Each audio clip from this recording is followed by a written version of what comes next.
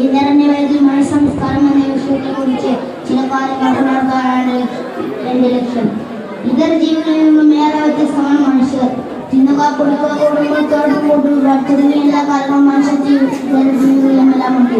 കാര്യങ്ങൾ ചിന്തിച്ചും ആലോചിച്ചും ഇത്തരം കഴിവുകളുള്ള മനുഷ്യർ കേവലം മൃഗതെല്ലാം ജീവിക്കാൻ പാടില്ലെന്ന് മനുഷ്യരെ സൃഷ്ടിച്ച് പരിപാലിക്കുന്ന ലോകസ്ഥാനം നിർബന്ധമുണ്ട്. പ്രിയരെ, അതുകൊണ്ടാണ് അവൻ മനുഷ്യർക്ക് ചില നിയമവസ്തുക്കൾ നിർമ്മിച്ചത്. എന്ത് തിന്നണം, എങ്ങനെ പെരുമാറണം തുടങ്ങി എന്തിലും സൃഷ്ടാവ് ചില നിയമവ്യവസ്ഥകൾ വെച്ചിട്ടുണ്ട്. അത് തന്നെയാണ് മനുഷ്യന്റെ സംസ്കാരം. തോന്നിയ പോലെ ഉണ്ണുകയും ഉറങ്ങുകയും ഭോഗിക്കുകയും ചെയ്യുന്ന സംസ്കാരം ഇസ്ലാമിൽ പോലും അംഗീകരിക്കുന്നില്ല. നോക്കൂ പ്രിയ കൂട്ടുകാരെ, ഇന്നത്തെ ചില സംസ്കാരം നമ്മെ നാട്ടിക്കുന്നില്ലേ?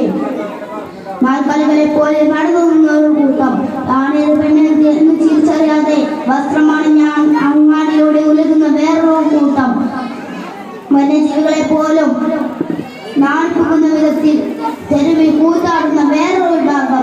ഇവരൊക്കെ മനുഷ്യരാണല്ലോ എന്ന് ഓർക്കുമ്പോഴാണ് ദുഃഖം. ഞാൻ അവസാനിപ്പിക്കുകയാണ്. മനുഷ്യരെ വ്യത്യസ്തമാക്കുന്ന വിവേകം ഇക്കാര്യങ്ങൾ വഴിമാറി വരുന്ന കാലത്താണ് നമുക്ക് ജീവിക്കുന്ന ഓർത്തിരിക്കുക. സ്വന്തം കൊതി പണയം വെച്ച് കണ്ടവന്റെ പുരുഷ സംസ്കാരം നമ്മൾ പിന്തുടരുക. നമ്മുടെ മുൻപ് പ്രവാചകരും പുണ്യപുരുഷന്മാരുമാണെന്ന് നാം ഓർക്കുക. അവരെ മാതൃകയാക്കി നാം പുണ്യ സംസ്കാരത്തിന്റെ ഉടമയായി മാറാം. ഇത്രയും മാത്രം പറഞ്ഞുകൊണ്ട് ഞാൻ എന്റെ വാക്കുകൾ ഉപസംഹരിക്കുന്നു. അസ്സലാമു അലൈക്കും.